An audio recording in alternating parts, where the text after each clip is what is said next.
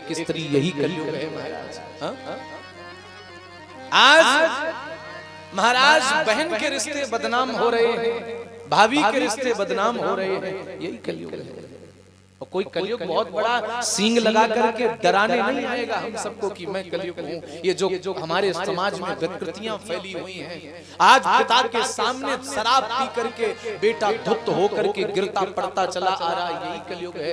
शराब के नशे में आकर के बेटा अपने बाप को गाली देता है, यही कलयुग है, यही कलयुग है। और कोई कलयुग नहीं होता महाराज। माता पिता 4 बजे उठ करके गेहूं के खेत में पानी दे रहे हैं, अब लाड साहब पुत्र बेचारे पड़े पड़े सो रहे हैं, आराम फरमा रहे हैं, यही कलयुग है। एक माँ ने 4 बेटे पाल लिए, लेकिन 4 बेटे एक माँ को मिलकर के नहीं पाल रहे हैं। एक माँ ने रात भर जाग करके बेटे को अगर भूख लगी तो रात में जाग करके उसने रोटी बना करके दी, उसने चावल इत्यादि बना करके दिए। अगर रात में बेटे ने कहा माँ मुझे भूख लगी है, तो माँ ने कुछ भी करके अपनी नींद त्याग करके, अपना चैन त्याग करके बच्चे को भोजन दिया। लेकिन 4 बच्चों के होने के बाद भी आज माँ की थाली में रोटी नहीं है, यही कलयुग है। इससे बड़ा कलयुग क्या होगा भैया? इससे बड़ा दर्द इस समाज का क्या होगा? इससे बड़ा दुख इस समाज का क्या होगा? जिस माँ ने 9 महीने गर्भ में रखा और पालन पोषण किया, रात भर जाग करके स्वयं गीले बिस्तर पर लेट करके एक माँ ने अपने बच्चे को सूखे बिस्तर में सुलाया। रात भर जाग करके जब हमें खांसी हुई तो उस माँ ने जैसे तैसे घरेलू उपाय करके हमारी खांसी ठीक की। जब हम छोटे थे महाराज, और आज बड़ा होने के बाद वही बच्चा अपने माँ बाप से कहता तुमने हमारे लिए किया क्या? यही दिन देखने के लिए एक माँ ने तुझे 9 महीने गर्भ में रखा था कि तू बड़ा होकर के ये कहेगा अपने माँ बाप से कि तुमने हमारे लिए किया क्या है? अरे जीभ हमारी कट करके गल करके उस दिन गिर क्यों नहीं गई जिस दिन हमने अपनी माँ से कह दिया कि तुमने हमारे लिए किया क्या है? इससे अच्छा तो माँ फेंक देती किसी गटर में, किसी कूड़ेदान में, तो ज्यादा अच्छा रहता महाराज। कम से कम माँ को ये दिन तो देखना ना पड़ता। तो यही सबसे बड़ा कलयुग है। तो सज्जनों, कहा कि जाओ कलयुग, तुम वास करो वहां पर जहां के लोग जुआ खेलते हैं। जुआ पहला स्थान दिया जुए में। जुआ किसे कहते हैं? ताश की गड्डियां पीट करके जो जुआ खेला जाता है, सिर्फ उसे ही जुआ नहीं कहते।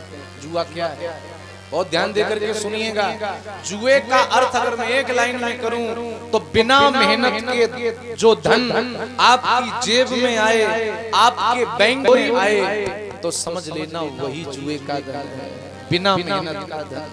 वर्तमान समय में आईपीएल चल रहा है, जितना भी नया लड़का है इस समय वो सब आईपीएल में सट्टा लगाने में व्यस्त है। ड्रीम 11 पर टीम बनाओ और 49 रुपए में करोड़ों कमाओ, लेकिन उन्हें नहीं पता है मेरे प्यारे ये सब और कुछ नहीं है, ठगी है, ये सट्टाबाजी, ये रिश्वतखोरी, ये चोरी, ये ठगी, ये मिलावट, ये सब जुए का धन है।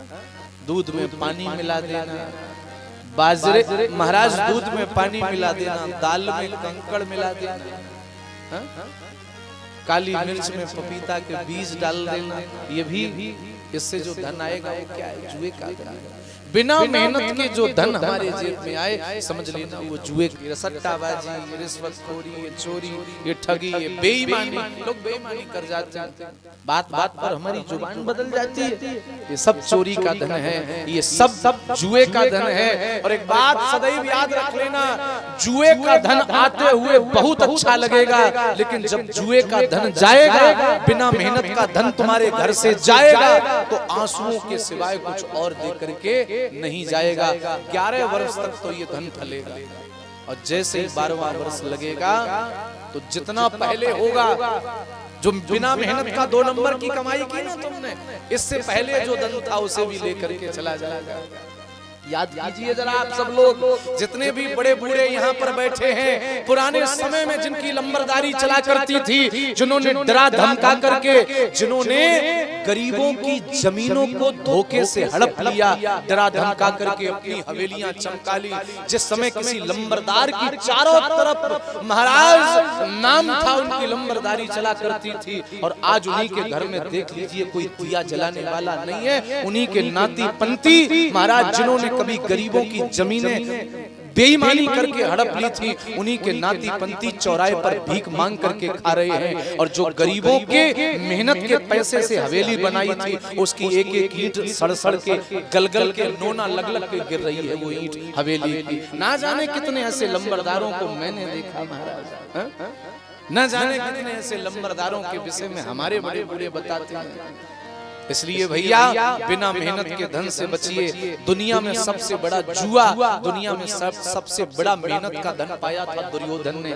आज ही आपने कथा सुनी, वो मामा शकुनी के सिद्ध पांसों से कौरवों ने पांडवों का सब कुछ जीत लिया, और बाद में क्या हाल हुआ, 100 भाई में से एक भी नहीं रहा जो वंश भी आगे बढ़ जाता। महाराज ये जुए का परिणाम है, महाभारत युद्ध जुए का परिणाम है। अगर महाराज सर्वनाश से बचना चाहते हो तो बिना मेहनत के धन से बचिए। अगर बिना मेहनत का धन आएगा तो ना जाने कैसी संतान तुम्हारे घर में जन्म ले जाएगी, पूरा बर्बाद करवा जाएगी, कर देगी। इसलिए बिना मेहनत के धन से बचिए। कलयुग का सबसे पहला निवास ही है वही जहां बिना मेहनत का धन लोग इस्तेमाल करते हैं।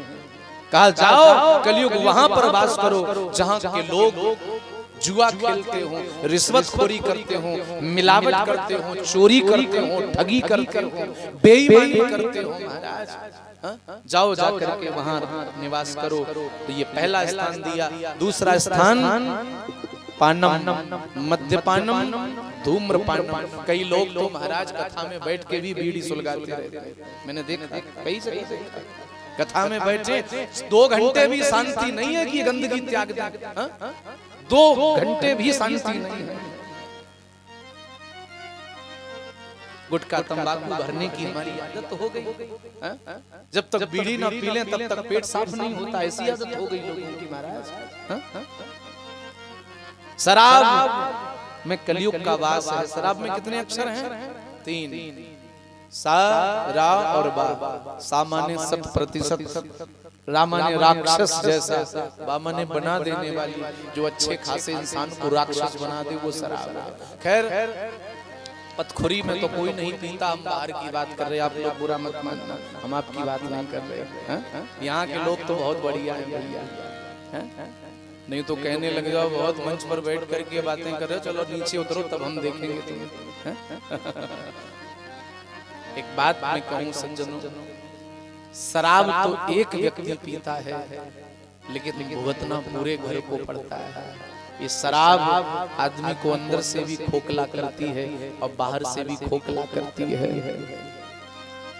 अगर हमारा समाज यूं ही शराबी कबाबी बनता रहा तो ऐसी कथाएं होनी बंद हो जाएंगी धीरे धीरे। गाँव सब शराब ही पीने वाले होंगे तो फिर भागवत नहीं, फिर तो नौटंकी होगी महाराज। 4 डांसर बुला लिए जाएंगे। अभी यहाँ कथा हो रही है तो 10-20 लोग बैठे हैं, और यहाँ अभी तुम नचनिया बुला दो एक नाचने वाली, तो ये जगह नहीं रहेगी यहाँ पर महाराज बिल्कुल भी। छतों पे भी लोग आ जाएंगे, चढ़ जाएंगे, कहीं तो नीम में चढ़ के बैठ जाएंगे, जरा एक बार ठोका दे। जमाना ही ऐसा चल गया, क्या करोगे?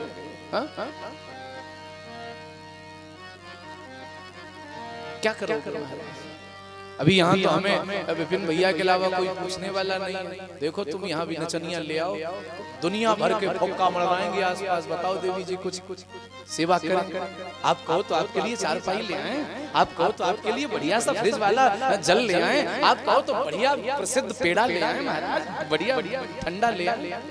तो हम लोगों को 4 लोगों को तो इनके अलावा कोई पूछ नहीं चाहता। वो बात अलग है, हम चाहते भी नहीं कि कोई हमें पूछे। हमारा यजमान बड़ा बढ़िया है, किसी की कमी किसी चीज की नहीं होने देता। एक बार कह दो भैया ये चाहिए, 5 मिनट में वो चीज हाजिर हो जाती है हमारे कमरे में। इसलिए बस मैं निवेदन कर रहा हूँ कि समाज कहाँ जा रहा है, और उसी के खरीदार ज्यादा है। नहीं तो क्या इतने ही लोग रहते हैं गाँव में जो कथा सुनने आए। मानता हूँ मैं कि काम चल रहा है आपके खेतों में, दिन भर काम करके थक जाते हो, फिर उठने का मन नहीं करता, लेकिन फिर भी भैया आप नहीं, बड़े बूढ़े नहीं तो कहा है जब तक है जिंदगी फुर्सत न होगी काम से, और कुछ समय ऐसा निकालो प्रेम कर लो राम से श्याम से। तो कहा कि दूसरा स्थान दिया शराब में। शराब भगवान का बहुत बड़ा वरदान है ये मनुष्य शरीर, बहुत ध्यान से सुनिएगा, भगवान का बहुत बड़ा वरदान है ये मनुष्य शरीर, और इस मनुष्य शरीर से भी बड़ा वरदान है कि भगवान ने हमें बुद्धि दी। ये शरीर दिया ये तो भगवान की कृपा है ही, लेकिन भगवान की इससे भी बड़ी कृपा ये है कि मानो शरीर देने के बाद बुद्धि दे दी। नहीं तो समाज में ऐसे भी लोग हैं, शरीर तो मनुष्य का मिल गया लेकिन बुद्धि नहीं, तो वो बुद्धि वो फिर मानो शरीर किस काम का। मैंने देखा कई पागलों को, अगर बुद्धि कम है तो घर में कोई मर जाए और वहां उसकी मिट्टी रखी है, कौ पागल आदमी हंसता घूमे, उसे पता ही नहीं कि क्या हो गया, ना वो सुख जाने ना दुख जाने, ना किसी का हर्ष जाने ना शोक जाने। तो परमात्मा की बहुत बड़ी कृपा है कि उसने हमें बुद्धि दे दी। और ध्यान से सुनिएगा सभी लोग, शराब का सबसे पहला आक्रमण इंसान की बुद्धि पर होता है। शराब पीने के बाद इंसान की बुद्धि काम करना बंद कर देती है, उसे गंदगी में सफाई नजर आती है, उसे नहीं पता होता कि मेरे पास में जो बैठी है वो मेरी माँ है, मेरी बहन है, मेरी पत्नी है, कौन है। उसका भाव बदल जाता है, उसकी सोच बदल जाती है, उसकी थिंकिंग बदल जाती है महाराज, उसका व्यू ऑफ एंगल बदल जाता है, देखने का दृष्टिकोण बदल जाता है। इसलिए भैया इस शराब को जीवन पर्यंत के लिए त्याग दीजिए। भारत जैसे धर्म प्रधान देश में शराब का प्रचलन इतना बढ़ गया, मैंने देखा शहरों में अब तो देवियां भी खूब जाम पे जाम छलकाने लग गई। अब तो रहते हैं शहर में, गुड़गांव जैसी सिटी में महाराज, मैंने देखा दिल्ली में मैं जब इंजीनियरिंग कर रहा था तब मैंने वहां देखा कैसे क्लबों में जानवरों की तरह बड़े घर की बेटियां डांस कर रही हैं और फिर नशे में धुत होकर के घर पहुंचती हैं। इससे अच्छा तो हमारा ये गांव समाज है। देखो कैसे यहाँ की देवियां सर ढक के कथा सुन रही हैं, यहाँ इतना लिहाज अभी भी है, लेकिन शहरों की स्थिति बड़ी गंभीर है महाराज।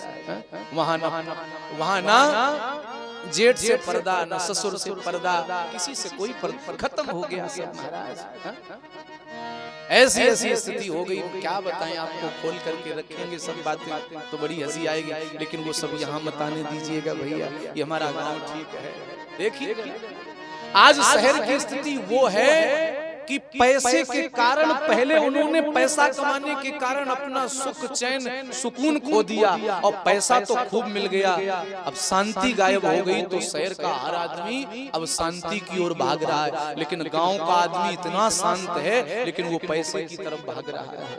इसलिए भैया धन भले ही थोड़ा कम रहे लेकिन जीवन में शांति बची रहे, जीवन में सुख बचा रहे। यहाँ गांव का परिवेश इतना बढ़िया है सज्जनों, मैंने देखा, मैंने खुद ऐसा झेला है।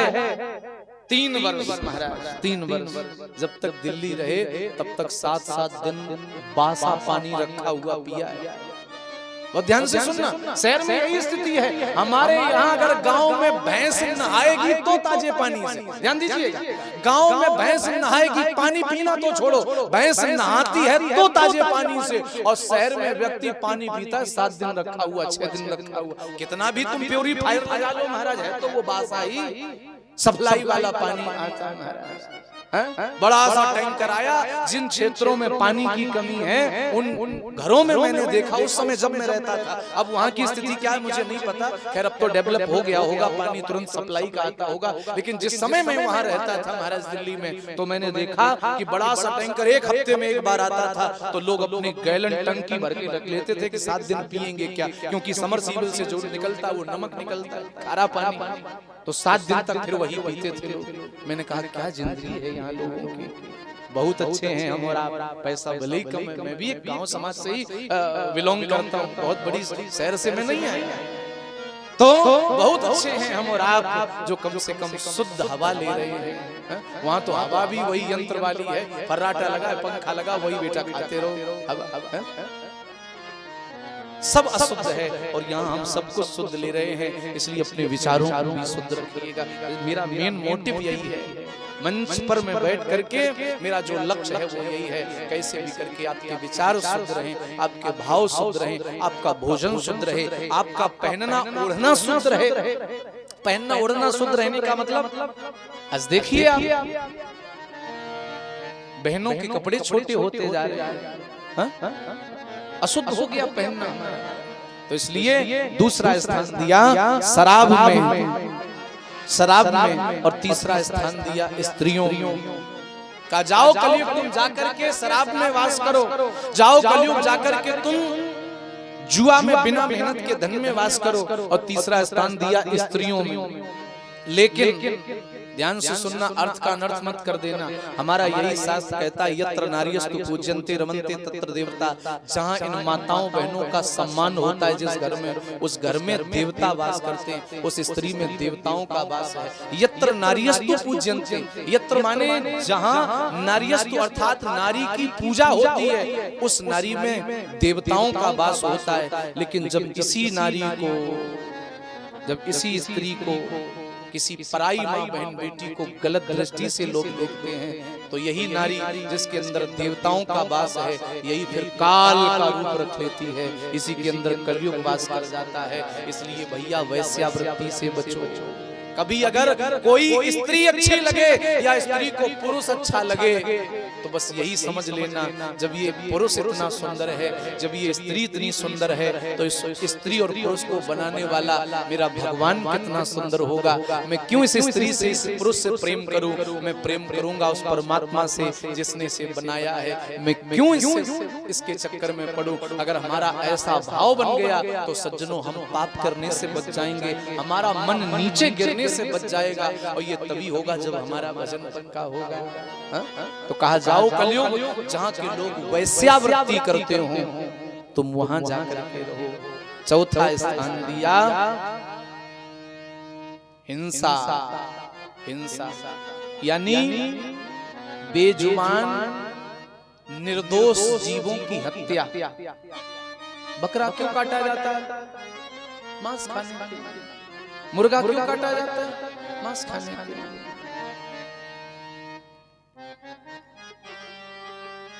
बहुत से लोग तर्क देते हैं, महाराज जी अगर ये बकरा ये मुर्गा काटा नहीं जाएगा तो इसकी जनसंख्या बहुत बढ़ जाएगी। ये तर्क देते हैं। अरे भैया, जिसने ये प्रकृति बनाई है उसका संतुलन करना भी जानता है। तुम कौन होते हो चिंता करने वाले? कुछ लोग कहते हैं महाराज जी हम स्वयं थोड़ी ना काटते, हम तो बाजार से लेके आते हैं। अच्छा, बाजार वाले ने किसके लिए काट के रखा? अगर तुम खाने वाले ना हो तो बाजार में कल से ही कटना बंद हो जाएगा। कुछ लोग कहते हैं महाराज जी हम मंगलवार नहीं खाते, हम नवरात्रि में तो खा ही नहीं सकते। अच्छा, यानी हनुमान जी को बस मंगलवार को ही दिखता है, इसके अलावा तो उनकी आंखें बंद रहती हैं।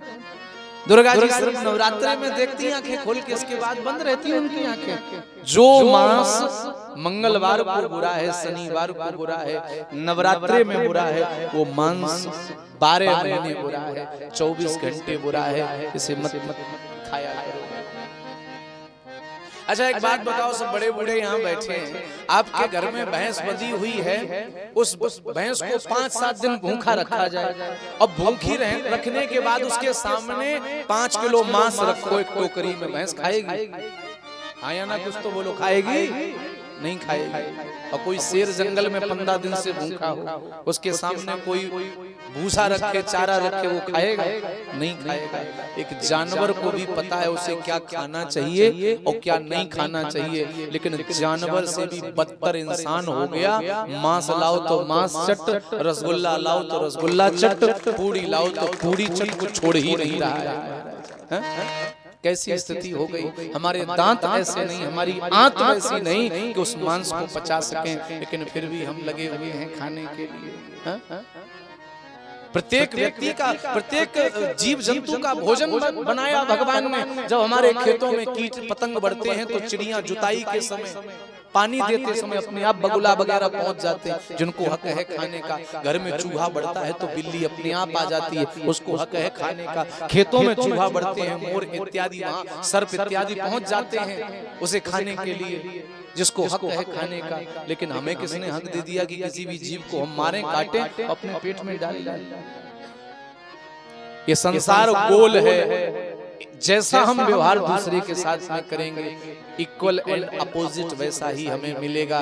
इसलिए अगर किसी की गर्दन उड़ा रहे हो तो तैयार रहना, एक दिन वही मनुष्य बन के आएगा और तुम बकरा बन के आओगे, वो भी तुम्हारी उड़ा देगा। इसलिए मांस से बचिए। कलयुग से कहा जाओ तुम मांस में वास करो, जहाँ के लोग हिंसा करते हो वहाँ वास करो।